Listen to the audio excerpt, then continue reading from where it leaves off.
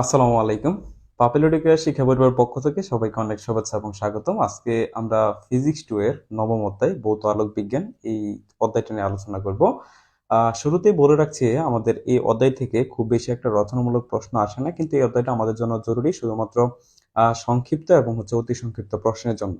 আমরা পরীক্ষায় ভালো করতে পারবো, ঠিক আছে? সেই কারণে সেজন্য আমাদের কিছু একটু টেকনিক অ্যাপ্লাই করতে হবে। আমাদের প্রশ্নের যে কাঠামোটা আছে সেই কাঠামোটা সঠিকভাবে বুঝতে হবে। যেমন আমাদের নবম অধ্যায় থেকে আমরা রচনামূলক গুলা বাদ দিয়ে যদি মাত্র এখানে সংক্ষিপ্ত এবং অতি সংক্ষিপ্ত প্রশ্নগুলো খুব ভালো করে কভার করি, তাহলে দেখা যাবে যে এখান থেকে কিছু প্রশ্ন কমন পড়বে। যদিও ম্যাক্সিমাম ক্ষেত্রে দেখা যায় যে আমাদের এই ভৌত আলোক বিজ্ঞানটা খুব ভালো করে পড়ানো হয় না। তো সেই জন্য আমি আজকে এই ভৌত আলোক বিজ্ঞানটা এটা নিয়ে আলোচনা করব, যাতে আমরা সহজ ভাষায় বুঝতে পারি। এখান থেকে যে সকল এই সংক্ষিপ্ত এবং অতি সংক্ষিপ্ত প্রশ্নগুলো আসে, সেই প্রশ্নগুলো আমি হাইলাইটস করে আপনাদেরকে দেখানোর চেষ্টা করব। আচ্ছা, আমাদের আজকে আমরা যে বিষয়গুলো পড়বো সেগুলো একটু যদি বলে রাখি। আমাদের প্রথমতই পড়তে হবে যে তাড়িৎ চুম্বক তরঙ্গ, এটা নিয়ে আমরা টোটাল বিস্তারিত আলোচনা করব। দেন হচ্ছে পয়েন্টিং ভেক্টর, আমরা পয়েন্টিং ভেক্টরটা পড়বো। আমি যে বিষয়গুলো আজকে পড়বো সেগুলো কিন্তু টোটালি আমাদের যে সুপার সাজেশনটা আছে ফিজিক্স টু, সেই সুপার সাজেশনটা আমি ফলো করব। পাশাপাশি আপনাদের বইয়ের যে বিষয়গুলো আছে যেগুলো আপনারা বুঝতে পারেন না, যেমন হাইগেন্সের নীতি, এই বিষয়গুলো কিন্তু আজকে আমরা একদম পরিষ্কার করে আলোচনা করার চেষ্টা করব। তারপর পয়েন্টিং ভেক্টর, পয়েন্টিং ভেক্টর একক, এটা রাশিমালা, এই বিষয়টা আমরা আলোচনা করবো। আপনাদের পরীক্ষা কিন্তু আসে যে পয়েন্টিং ভেক্টর বলতে কি বোঝো।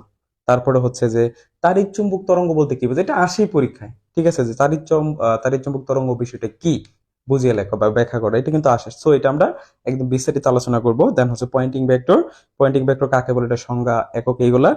দেন হচ্ছে তাড়িৎ চুম্বক বর্ণালী, এটা থেকে একটা প্রশ্ন থাকে আমাদের, ঠিক আছে? আমরা বর্ণালীর মধ্যে যেমন গামা রশ্মি সম্পর্কে লিখতে বলে, অথবা অবলোহিত, ঠিক আছে? তারপর হচ্ছে আপনার দৃশ্যমান আলো, বেতার তরঙ্গ, এই বিষয়গুলো নিয়ে আমরা আজকে বিস্তারিত আলোচনা করব। তারপর হচ্ছে আমরা একালোক বর্ষ বলতে কি বুঝি। দেন হচ্ছে তরঙ্গ কি, তরঙ্গ অভিমুখ কি, তারপর হচ্ছে হাইগেন্সের নীতি। তো চলুন আমরা প্রথমতই একটু জেনে নেই যে তাড়িৎ চুম্বক তরঙ্গ বলতে আসলে আমরা কি বুঝি। ভৌত আলোক বিজ্ঞানের প্রথম পার্টটাই হচ্ছে তাড়িৎ চুম্বক তরঙ্গ। দেখেন, আপনি যদি এই ওয়ার্ডটা ভালো করে খেয়াল করেন, এখানে কিন্তু দুইটা কথা লেখা আছে।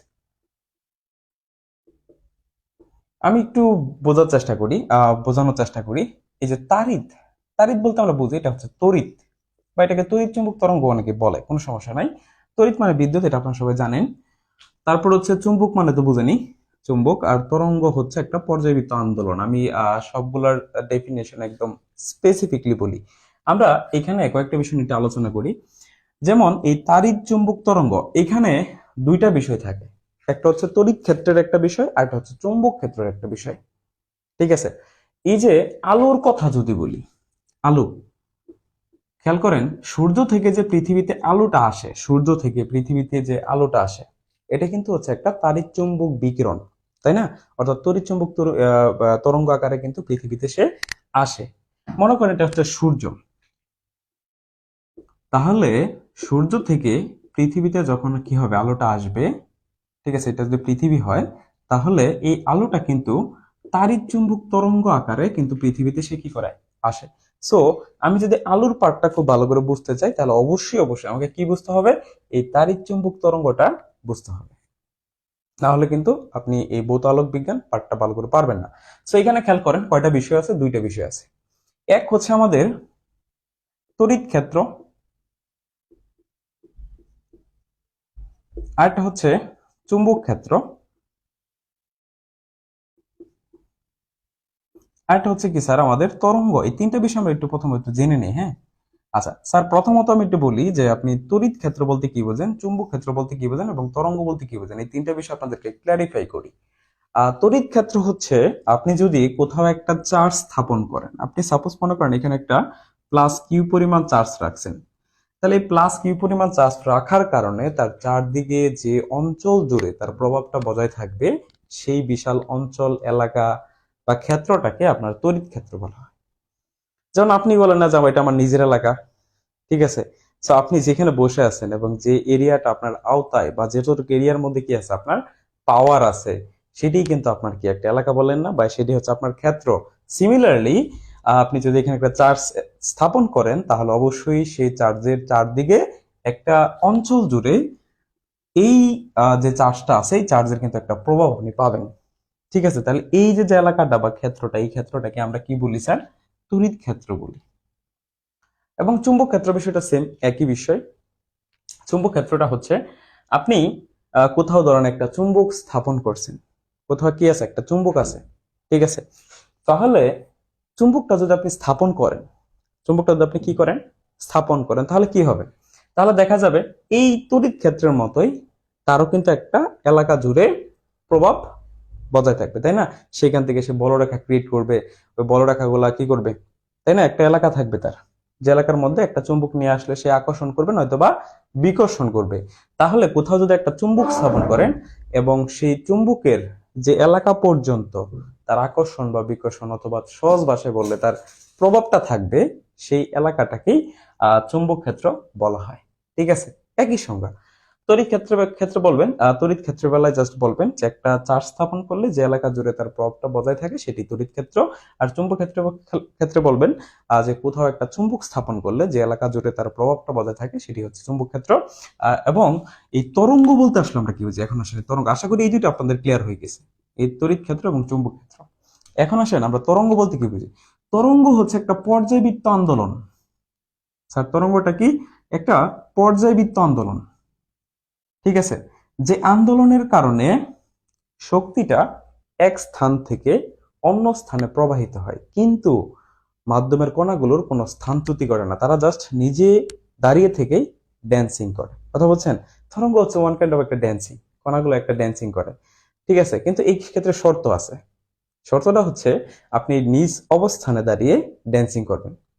ঠিক আছে, আপনার কিন্তু জায়গা ছেড়ে দেওয়া যাবে না, এখানেই থাকতে হবে। জাস্ট এখানে থেকে আপনি শরীর এইভাবে নাচাবেন, মানে কি করবেন? একটা কম্পন ক্রিয়েট করবেন। এই কম্পনটা এখানে দাঁড়িয়ে থেকে ক্রিয়েট করতে হবে, কিন্তু আপনার স্থানচ্যুতি ঘটা যাবে না। কথা বুঝতে পারছেন? তাহলে কি বুঝলাম? যে তরঙ্গ হচ্ছে একটা ড্যান্সিং, কণাগুলোর একটা ড্যান্সিং, একটা নৃত্য। নৃত্যটা কোথা থেকে সে পরিবেশন করে? নিজ অবস্থানে দাঁড়িয়ে থেকে, কিন্তু তার কোনো স্থানচ্যুতি ঘটে না। কথা ক্লিয়ার? আপনারা একটা বিষয় খেয়াল করবেন, আহ ধান ক্ষেতের মধ্যে যখন বাতাস প্রবাহিত হয় তখন দেখবেন ওইখানে কিন্তু একটা ঢেউয়ের মতো দেখা যায়। স্যার কিসের মতো দেখা যায়? ঢেউয়ের মতো। আচ্ছা, এই যে যে ঢেউ ক্রিয়েটটা করতেছে ধান ক্ষেতের মধ্যে, ধান গাছগুলো নাড়াচাড়া করার মাধ্যমে, এখানে কি ধান গাছগুলা কি তাদের স্থানচ্যুতি ঘটে? কোনো ধান গাছ কি উড়ে গিয়ে মানে এক স্থান থেকে অন্য স্থানে চলে যায়? অবশ্যই না। সে কিন্তু ওই স্থানে থাকে, থেকে কি করে? যেদিক থেকে বাতাস বয় সে ওই দিকে কি করে? নাড়াচাড়া করে, ড্যান্স করতেছে।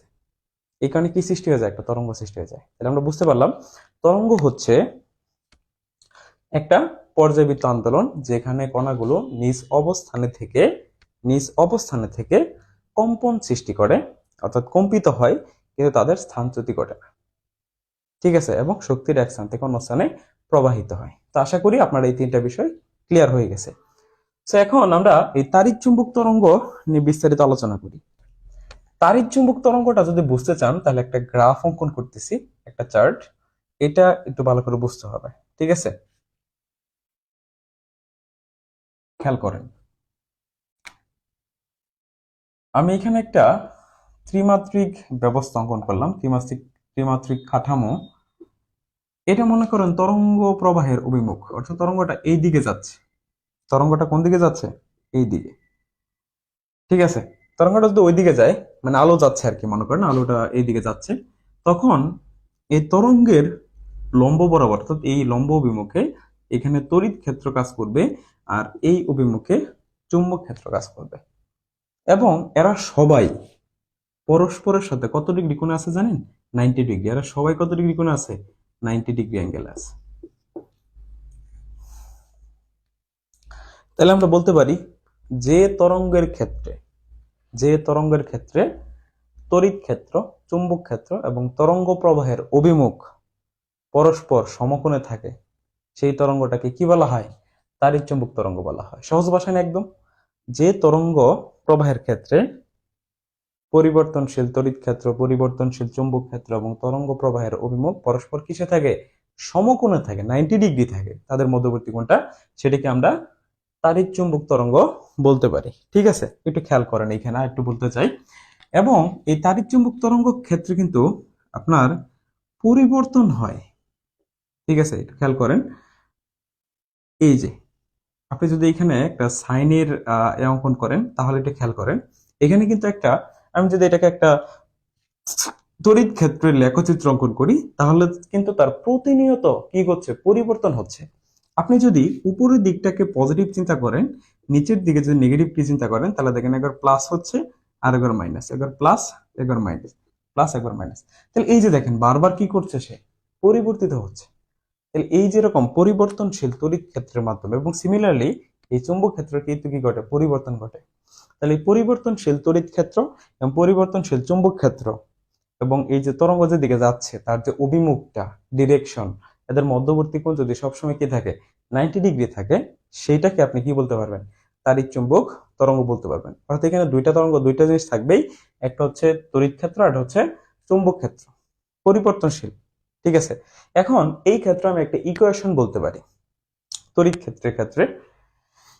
পরিবর্তনশীল তড়িৎ ক্ষেত্রের ইকুয়েশনটা হবে এরকম, তাড়িৎ চুম্বক তরঙ্গের ক্ষেত্রে, তাড়িৎ চুম্বক তরঙ্গের ক্ষেত্রে পরিবর্তনশীল তড়িৎ ক্ষেত্র, এবং সেটা যদি আমি এক্স অক্ষ বরাবর কল্পনা করি তাহলে কি হবে জানেন, E is equal to E naught sine x minus c t. এখানে একটু বলে রাখি, ই মানে তো তড়িৎ ক্ষেত্র, এটা বুঝতেই পারছেন, ই দ্বারা আমরা কি বোঝাচ্ছি, এটা হচ্ছে তড়িৎ ক্ষেত্র। এবং ই নট কি, ই নট হচ্ছে তড়িৎ ক্ষেত্রের সর্বোচ্চ বিস্তার। তড়িৎ ক্ষেত্রের,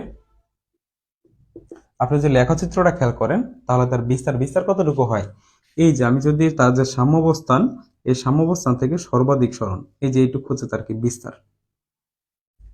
তড়িৎ ক্ষেত্রের একটা যদি আপনি লেখচিত্র অঙ্কন করেন, এরকম একটা যদি তরঙ্গ আকারের অঙ্কন করেন, সেই ক্ষেত্রে তার যে সর্বাধিক বিস্তারটা আছে শূন্য মাধ্যমের ক্ষেত্রে। ঠিক আছে, তাহলে ইনট বলতে আমরা কি বুঝি, শূন্য মাধ্যমে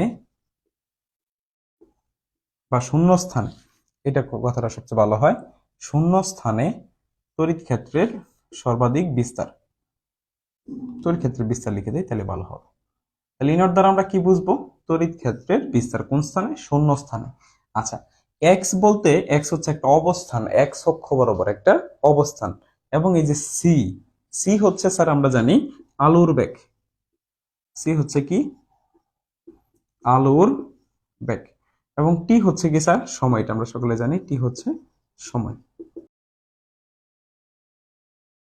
তাহলে আমরা এখানে কি বুঝলাম, ই হচ্ছে টি সময়ে এক্স অবস্থানে আপনার পরিবর্তনশীল তড়িৎ ক্ষেত্র, এবং সি হচ্ছে আলোর বেগ বা আলোর দ্রুতি বলতে পারেন।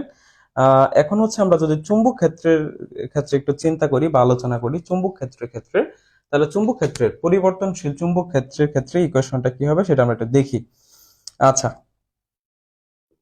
চুম্বক ক্ষেত্রের বেলায় ইকুয়েশনটা কি দাঁড়ায় দেখেন, চুম্বক ক্ষেত্রের বেলায় আমরা বি দ্বারা চুম্বক ক্ষেত্রকে প্রকাশ করি, তাহলে B is equal to B naught sine x minus C T. ঠিক আছে, এই বি নট, এই যে এখানে যেমন বলছিলেন যে তড়িৎ ক্ষেত্রের বিস্তার বা সর্বাধিক মান, সিমিলারলি এখানে কি বলবেন, বি নট মানে হচ্ছে চুম্বক ক্ষেত্রের বিস্তার, চুম্বক ক্ষেত্রের বিস্তার। আর সাইন তো বুঝেনি, এক্স হচ্ছে কি একটা কণার বা একটা বিন্দুর অবস্থান, তরঙ্গের অবস্থান, আর হচ্ছে আপনার সি, সি বলতে আমরা এই যে এখানে বলছি সি দ্বারা আলোর বেগ বোঝায়, এবং টি মানে হচ্ছে কি স্যার সময়। তাহলে তাড়িৎ চুম্বক তরঙ্গ যদি বলে যে কি ব্যাখ্যা করো, তখন আপনি কি করবেন জানেন, তখন বিষয়টা হচ্ছে এই তাড়িৎ চুম্বক তরঙ্গের একটা সংজ্ঞা দিবেন, সংজ্ঞাটা আমি প্রথমে বলে দিয়েছি, তারপরে এই দুইটা চিত্র অঙ্কন করবেন, চিত্র অঙ্কন করে দিয়ে এই দুটো ইকুয়েশন লিখে দিলে, অর্থাৎ এই ইকুয়েশন এবং হচ্ছে এই ইকুয়েশন, এই দুটো ইকুয়েশন লিখে দিলেই ইনশাল্লাহ কমপ্লিট। ঠিক আছে, আর কিছু এখান থেকে বলতে হবে না। তারপরে আমরা আরেকটা বিষয় হচ্ছে, ম্যাক্সওয়েলের সূত্র থেকে আলোর বেগের সাথে, অর্থাৎ আলোর বেগের সাথে আপনার বি নট, দেখেন আলোর বেগের ক্ষেত্রে এই বি নট এবং সি নট, ই নট, এই দুটার মধ্যে একটা সম্পর্ক আছে, কথা বুঝতে পারছেন। ম্যাক্সওয়েলের তথ্য থেকে বলা যায় যে ম্যাক্সওয়েলের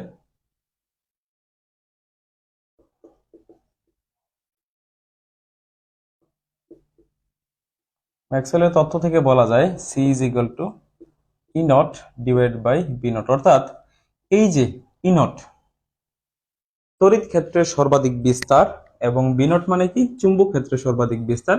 এই ইনট এবং বিনট এই দুইটার অনুপাতকে, এই দুইটার অনুপাতকে আপনার কি বলা হয়? আলোর বেগ বলা হয়। বা আপনি সহজ ভাষায় বলতে পারেন যে চুম্বক ক্ষেত্রের এবং তড়িৎ ক্ষেত্রের তাদের যে সর্বাধিক বিস্তারটা আছে, এই দুটার অনুপাত একটা ধ্রুবক সংখ্যা হয়, এবং সেটাকে কি বলা হয়? আলোর বেগ বলা হয়, যেটাকে আমরা সি দ্বারা প্রকাশ করি। আপনারা সকলে জানেন সি হচ্ছে আলোর বেগ, এবং শূন্যস্থানে আলোর বেগ হচ্ছে কত? 3 × 10⁸ ms ইনভার্স। কথা ক্লিয়ার? আচ্ছা, তারপরে এই আলোর বেগের আরেকটি ইকুয়েশন বলা যায়, সেটা হচ্ছে আপনার সি সমান হচ্ছে 1/√μ0 ই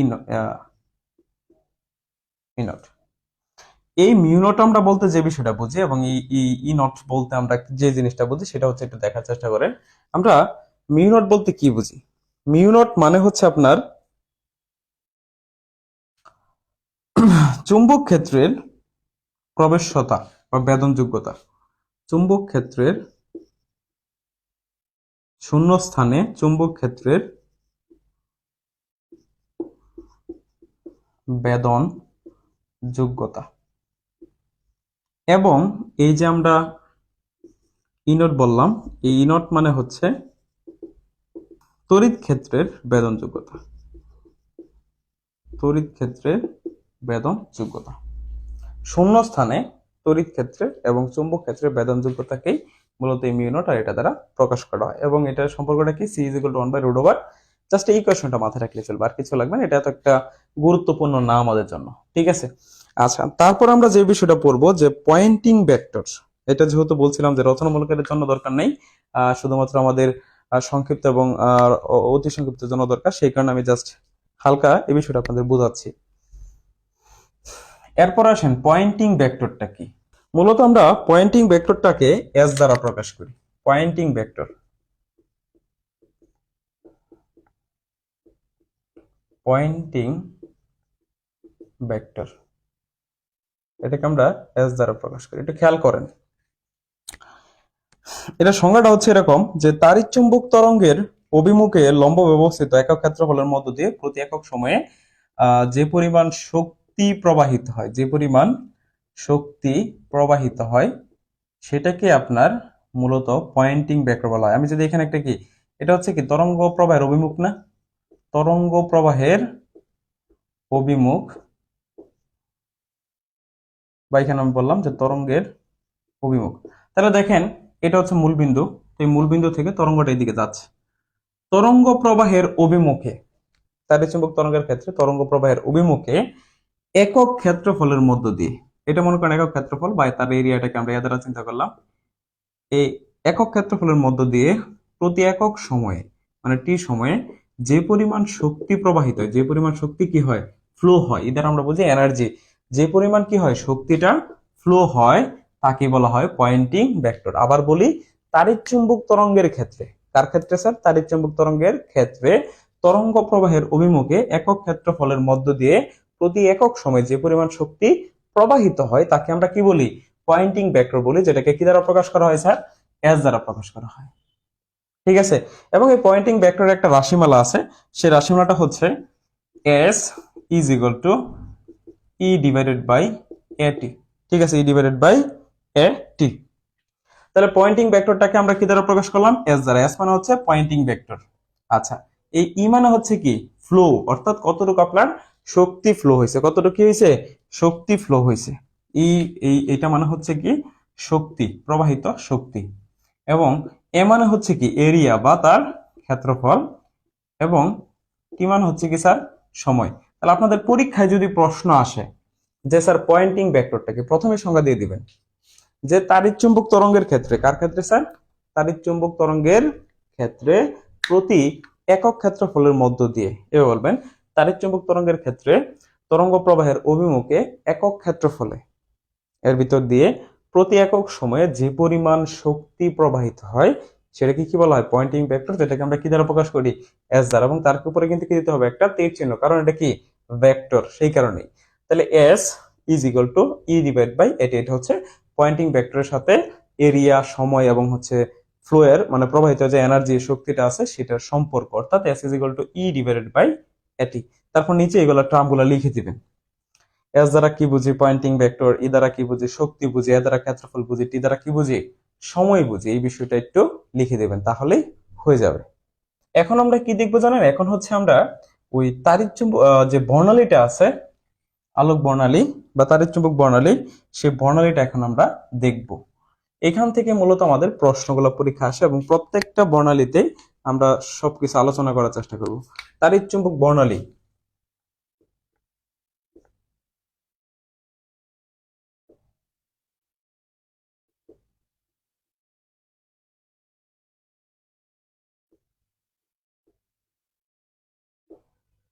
খেয়াল করেন একটু।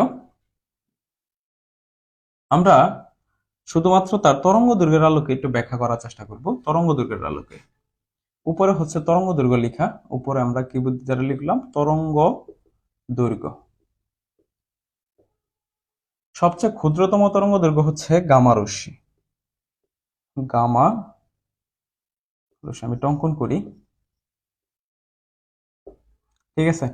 সবচেয়ে ছোট তরঙ্গ দৈর্ঘ্য হচ্ছে গামা রশ্মি, যার তরঙ্গ দৈর্ঘ্য আপনি বলতে পারেন 10 টু দি পাওয়ার 12 থেকে 12 মিটার, 10 ইনভার্স 12 মিটার।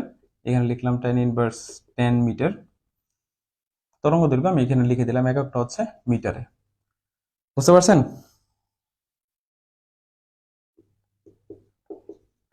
এটা হচ্ছে এক্স রে, এক্স রে রশ্মি।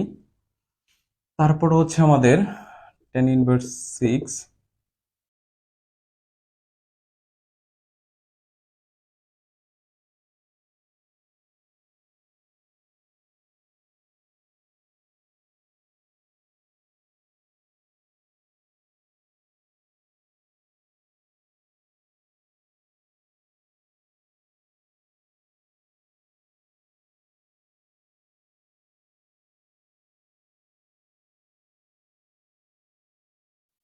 এই পর্যন্ত হচ্ছে এক্স রে, আর এটুকু হচ্ছে গামা। 10/7 এটা হচ্ছে অবলোহিত আলট্রাভায়োলেট, অতি বেগুনি। আলট্রাভায়োলেটের একটা ক্ষুদ্রতম অংশ হচ্ছে দৃশ্যমান আলো।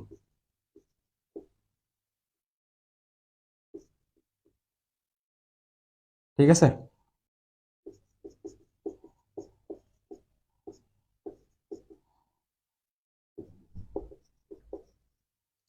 তারপরে আপনার 10/6 এর কিছু পর থেকে আমরা যদি বলি যে 10/3 পর্যন্ত, 10/3 এইটুকু হচ্ছে আমাদের অবলোহিত রশ্মি, অবলোহিত বা ইনফ্রারেড অবলোহিত রশ্মি।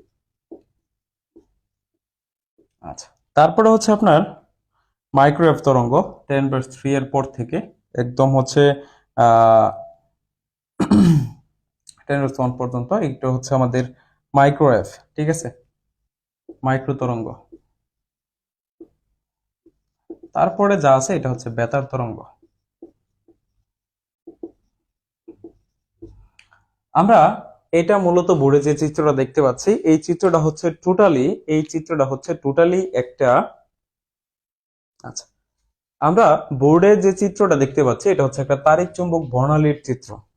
ঠিক আছে, এই তাড়িৎ চুম্বক তরঙ্গ যে বর্ণালীটা আছে এখানে, এই বর্ণালীটাকে আমরা তরঙ্গ দৈর্ঘ্যের উপর ভিত্তি করে বিভিন্ন ভাবে ভাগ করতে পারি। ঠিক আছে, তো এইটা দেখতে পাচ্ছেন, এই আমরা যে তরঙ্গ দৈর্ঘ্যগুলো লিখছি সবগুলা কিন্তু মিটার এককে লিখছি। এবং একটু খেয়াল করেন, সবচেয়ে ছোট যে তরঙ্গ দৈর্ঘ্যটা সেটা কার বলেন তো? সেটা হচ্ছে আমাদের এই গামা রশ্মির, যার তরঙ্গ দৈর্ঘ্যটা কত? আপনি বলতে পারেন 10^10 থেকে 10^12 মিটার পর্যন্ত, অর্থাৎ একদম ছোট। তাহলে তরঙ্গ দৈর্ঘ্যের তাড়িৎ চুম্বক বর্ণালীর সবচেয়ে ক্ষুদ্রতম তরঙ্গ দৈর্ঘ্যের রশ্মি কোনটা? গামা রশ্মি, যার তরঙ্গ দৈর্ঘ্য কত? 10/10 থেকে 10/12 মিটার পর্যন্ত। ঠিক আছে, আচ্ছা। তারপরে এক্স রে রশ্মি, আপনারা জানেন যে গামা রশ্মি কিন্তু খুবই তীব্র। ঠিক আছে, এটা তরঙ্গ দৈর্ঘ্য খুবই কম হওয়ায় এটার বেদন যোগ্যতা অনেক বেশি। ঠিক আছে, এটার বেদন যোগ্যতা অনেক বেশি। আপনি যদি আলফা, বিটা এবং গামা রশ্মি তিনটার মধ্যে কম্পারিজন করেন, তাহলে কিন্তু গামা রশ্মির বেদন যোগ্যতা সবচেয়ে বেশি। এটাকে চুম্বক ক্ষেত্র বা তড়িৎ ক্ষেত্র দ্বারা কোনো কিছু দ্বারা কি করা যায় না? প্রভাবিত করা যায় না। ঠিক আছে, তারপরে আসেন এক্স রে রশ্মি। এটার তরঙ্গ দৈর্ঘ্য হচ্ছে 10/8 থেকে বলতে পারেন 10 মিটার পর্যন্ত। এই যে এইটুকু হচ্ছে আমাদের এক্স রে। আপনারা এক্স রে হতো একটা অজানা রশ্মি, এটা জানেন। এক্স মানে কি, আমরা একটা চলক যখন আপনি যার মান জানেন না তখন কিন্তু এক্স ব্যবহার করেন, তাই না? তখন আপনি এক্স প্রতীকটা ইউজ করেন। ঠিক সেম একই বিষয়, এই এক্স রে নাম জানতো না, এই রশ্মিটা এটা ছিল একটা অজানা রশ্মি, সেই কারণে এটার নাম জানি না বিদায় এটাকে আমরা এক্স রে রশ্মি বলে থাকি। এবং এক্স রে রশ্মির অনেক ব্যবহার আছে, এটা আপনারা সকলে জানেন। যে এই রশ্মিটার একটা বৈশিষ্ট্য আছে, এটা আমাদের যেহেতু হাড়ের পুরুত্ব বেশি, সেই জন্য এই এক্স রে রশ্মিটা আমাদের হাড় ভেদ করতে পারে না, শুধুমাত্র আমাদের মাংস ভেদ করে।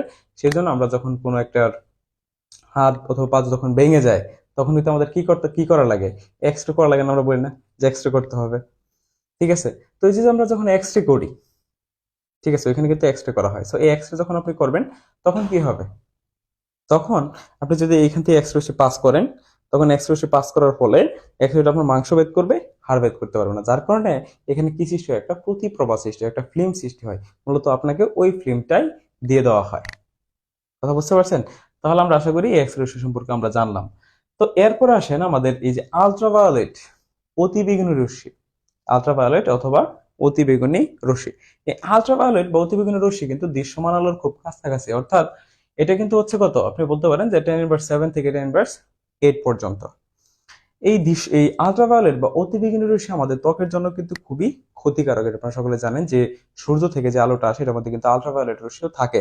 আপনি যদি দীর্ঘক্ষণ আলট্রাভায়োলেট রশ্মির আওতায় থাকেন, অতিবেগুনি রশ্মি যদি আপনার ত্বকে পড়তে থাকে, সেই ক্ষেত্রে আপনার ত্বকের মধ্যে কিন্তু তার যে এখানে যে আমাদের সেল ডিভিশন আছে, ঠিক আছে, আমাদের যে সেল যে কোষ বিভাজনটা আছে, এই কোষ বিভাজনের কিন্তু একটা ত্রুটি সৃষ্টি হয়। তখন এখান থেকে আপনার স্কিন ড্যামেজ হইতে পারে বা স্কিন ক্যান্সার, স্কিন টিউমার এইগুলো ক্রিয়েট হইতে পারে, এগুলো সৃষ্টি হইতে পারে। ঠিক আছে। সো এই ক্ষেত্রে বললাম যে এই আলট্রাভায়োলেট রশ্মি আমাদের ত্বকের জন্য কিন্তু খুবই ক্ষতিকারক। ঠিক আছে। আপনি খালি ভাবে যদি এই আলট্রাভায়োলেট রশ্মি সরাসরি যদি আপনার ত্বকের মধ্যে পড়ে তাহলে সেটা কিন্তু আপনার জন্য হুমকি স্বরূপ। এবং এটা অনেক কাজে ব্যবহার করা হয় আলট্রাভায়োলেট রশ্মিটা। আমরা যদি তার কিছু ব্যবহার দেখি, কি কি কাজে আমাদের এই আলট্রাভায়োলেট রশ্মিটা ব্যবহার হয়, আমরা এটা যদি দেখি, খেয়াল করেন আলট্রাভায়োলেট রশ্মিটা ব্যবহারগুলো যে আমরা দেখি, অতিবেগুনি রশ্মি দেখেন কি কি ব্যবহার ঘটে। যেমন চুরি নির্ধারক কিছু অ্যালার্ম যেগুলো আছে, তারপরে হচ্ছে আপনার স্বয়ংক্রিয়ভাবে দরজা খোলার যে যন্ত্রগুলো আছে, অথবা আপনি বলতে পারেন এই আসল এবং নকল হীরা শনাক্তকরণ, জাল টাকা শনাক্তকরণ, ঠিক আছে, ব্যাংক নোট, এইগুলোর ক্ষেত্রে আপনার কিন্তু এই আলট্রাভায়োলেট রশ্মিটা ইউজ করা হয়। এবং আরেকটা কাজে ইউজ করা হয় শল্য চিকিৎসার ক্ষেত্রে, জীবাণু ধ্বংস করতে, মানে শল্য চিকিৎসার ক্ষেত্রে মানে সিজারের বিভিন্ন যে ইকুইপমেন্ট গুলো আছে, এই ইকুইপমেন্ট গুলা আপনার ক্লিন করতে, জীবাণুকে মেরে ফেলতে মূলত এই আলট্রাভায়োলেট রশ্মিটা ইউজ করা হয়। তারপরে আসি আমরা দৃশ্যমান আলো। দৃশ্যমান আলো দেখেন, আপনি যদি বর্ণালীটা খেয়াল করেন, এই বর্ণালীর খুবই ক্ষুদ্র অংশ, অর্থাৎ এই টোটাল বর্ণালীর, আপনি তার চোখ বর্ণালী দেখেন, এই টোটাল বর্ণালীর মাত্র মানে যদি আপনি খেয়াল করেন একদম অল্প একটা অংশ, এই অংশটা হচ্ছে আমার দৃশ্যমান আলো। এর রেঞ্জ রেটটা দেখেন 7 × 10⁻10 থেকে 10⁻7 থেকে 4 × 10⁻7 মিটার পর্যন্ত। ঠিক আছে। এখানে কি কি আছে, কি কি আলো থাকে, অর্থাৎ দৃশ্যমান আলোর বর্ণ কয়টা, 7টা না? অর্থাৎ কি কি আছে এখানে, আমরা এটা সহজভাবে মনে রাখতে পারি, বেনি, আ, সহ, কলা। অর্থাৎ বেগুনি, আসমানি, সরি বেনি, বেনি লিখছি না, বেনি, আ, সহ, কলা। অর্থাৎ বেগুনি, তারপর হচ্ছে কি নীল, আসমানি, সবুজ, হলুদ, কমলা, লাল। এই যে 7টা কালার, এই 7টা কালার এই বর্ণালীর মধ্যে এই যে এতটুকু অংশ জুড়ে আছে এই দৃশ্যমান আলো। যখন কোনো একটা বস্তু থেকে এই রেঞ্জের কোন একটা তরঙ্গ সৃষ্টি হয়, ঠিক আছে, এই রেঞ্জের এই তরঙ্গ দৈর্ঘ্যে কোনো একটা তরঙ্গ যখন সৃষ্টি হয় তখন কিন্তু আপনি সেটা দেখতে পারেন। এর বাইরে হলে সেটা কি করতে পারবেন না, আপনি দেখতে পারবেন না। তারপরে এই যে আপনার অবলোহিত রশ্মিটা, এটাকে আমরা কি দ্বারা প্রকাশ করি, আইআর বলি, ইনফ্রারেড রে, এটা কিন্তু অনেক ব্যবহার আছে। ফার আয়ার আছে, নিয়ার আয়ার আছে, ঠিক আছে, এগুলো আপনার সিটি স্ক্যান বলেন, সিটি স্ক্যানে কিন্তু এই আয়ার রশ্মিটা ইউজ করা হয়। জাল টাকা শনাক্তকরণে আয়ার রশ্মি ইউজ করা হয়। ঠিক আছে। আপনি মনে করেন ইলেকট্রিক যে চুলাগুলো আছে, ইলেকট্রিক চুলা থেকে কিন্তু এই আয়ার রশ্মি বা অবলোহিত রশ্মিটা উৎপন্ন হয়। কথা বুঝতে পারছেন? আচ্ছা, তারপর হচ্ছে মাইক্রো তরঙ্গ বা মাইক্রোওয়েভ বলতে পারি আমরা এটাকে, কি বলতে পারি, মাইক্রোওয়েভ। এবং দেন কি আছে, বেতার তরঙ্গ আছে। বেতার তরঙ্গ তো আপনারা জানেনই। বেতার তরঙ্গ হচ্ছে যে আমাদের যে এফএম রেডিও গুলো শুনে, এটা কিন্তু একটা ফ্রিকোয়েন্সি থাকে এবং এটা কি থাকে, একটা তরঙ্গ দৈর্ঘ্য থাকে, তাই না? এই তরঙ্গ দৈর্ঘ্যের ভিতরে এই একটা এই যে রেডিও স্টেশন আছে সেটা সেট আপ করা থাকে। ওই তরঙ্গ আসলেই বা ওই ফ্রিকোয়েন্সিতে গেলে কিন্তু আপনি ওটার সাথে কানেক্ট হতে পারেন, ওই রেডিও বা শুনতে পারেন আর কি, ওই অনুষ্ঠান শুনতে পারেন। আচ্ছা, তো আশা করি আপনারা এই তাড়িৎ চুম্বক বর্ণালী সম্পর্কে আপনাদের টোটালি আইডিয়াটা ক্লিয়ার হয়ে গেছে। তো চলুন এখন আমরা যে পরে যে বিষয়টা পড়বো সেটা হচ্ছে হাইগেন্সের নীতি। তো চলুন এখন আমরা পরের পার্টটা দেখি, অর্থাৎ পরে যে বিষয়টা আছে। আচ্ছা, এখানে একটা বিষয় বলে রাখি, যে দৃশ্যমান আলোর তরঙ্গ দৈর্ঘ্যের মধ্যে সবচেয়ে বড় তরঙ্গ দৈর্ঘ্য আসলে কার? সবচেয়ে বড় কিন্তু লাল, এই যেটা কিন্তু তরঙ্গ দৈর্ঘ্যের উপর ভিত্তি করে লেখা। বেগুনি সবচেয়ে কম, তার লাল হচ্ছে সবচেয়ে বেশি। লাল আলোর তরঙ্গ দৈর্ঘ্য বেশি বিধে আপনারা দেখবেন যে কোনো ক্ষেত্রে সিগন্যাল লাইটের ক্ষেত্রে এটা লাল আলো ইউজ করা হয়। লাল আলোর তরঙ্গ দৈর্ঘ্য বেশি হয়, সে আপনার কি করে বেশি দূর মানে অনেক দূর থেকে কিন্তু আপনি দেখতে পারবেন। ঠিক আছে, তারপর হচ্ছে আলোক বর্ষ, অর্থাৎ আলোটা যে বেগে চলে সেই বেগে 1 বছরে যে পথ অতিক্রম করে, ঠিক আছে, সেটাকে আমরা আলোক বর্ষ বলতে পারি।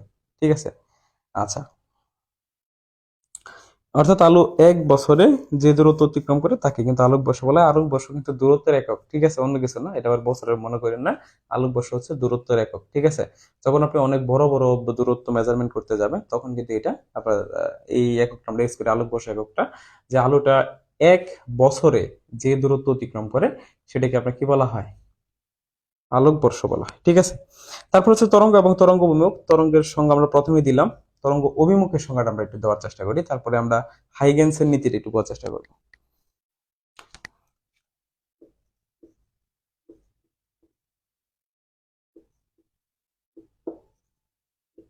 হাইগেন্সের নীতি, ঠিক আছে। আচ্ছা, আমরা মনে করলাম এস হচ্ছে একটা কি আলোক উৎস বা একটা তরঙ্গ বলতে পারেন, তরঙ্গের উৎস। তো এইখান থেকে আমরা তরঙ্গের উৎস একটা চিন্তা করলাম, যেটা হচ্ছে একটা তরঙ্গ, তরঙ্গের উৎস। তো এখানে কি ঘটবে, তরঙ্গটা পাস হবে, পাস হলে এখান থেকে তরঙ্গটা বিভিন্ন দিকে চারদিকে ছড়াই পড়লো। ঠিক আছে, চারদিকে ছড়াই পড়লো। আচ্ছা, ছড়ানোর পরে ধরেন এই তরঙ্গটা এই পর্যন্ত আসছে। এখানে আমি কয়েকটা বিন্দু নিলাম, এটা ধরেন এবি, ধরেন একটা তল চিন্তা করলাম, এ বি হচ্ছে একটা তল, এখানে অনেকগুলো বিন্দু আছে অর্থাৎ তরঙ্গের বিন্দু। এখন এই তরঙ্গটা যখন এই জায়গা থেকে সামনের দিকে অগ্রসর হবে তখন তরঙ্গের অভিমুখটা কোন দিকে থাকবে বা তরঙ্গটা কোন দিকে ধাবিত হবে, তার দিক কোনটা, এই দিকটা নির্ণয় করা যায় কার নীতির সাহায্যে জানেন? এই হাইগেন্সের নীতির সাহায্যে। মানে সহজ বিষয় বললে এরকম বোঝায় যে কোনো একটা আলোক উৎস বা তরঙ্গ উৎস থেকে যখন আপনার তরঙ্গটা যেতে থাকে, চারদিকে ছড়াতে থাকে, তখন আমরা ওইখানে যদি কিছু স্পেসিফিক বিন্দু চিন্তা করি, ঠিক আছে, স্পেসিফিক বিন্দু চিন্তা করি, যেমন এই যে দেখেন এখানে একটা বিন্দু চিন্তা করলাম এবং এবি একটা তল চিন্তা করলাম।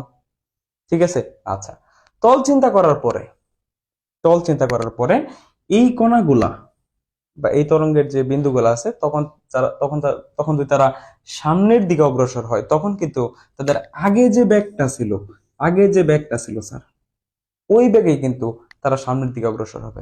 তখন এই বিন্দুগুলা নতুন একটা কি করবে, উৎস হিসেবে কাজ করবে, তরঙ্গের একটা উৎস। এই প্রত্যেকটা বিন্দু তরঙ্গের কি করবে, একটা উৎস হিসেবে কাজ করবে, উৎস হিসেবে কাজ করে সামনের দিকে অগ্রসর হবে। ঠিক আছে, আচ্ছা, এখন কোন দিকে অগ্রসর হবে এটা তো আমরা জানি না।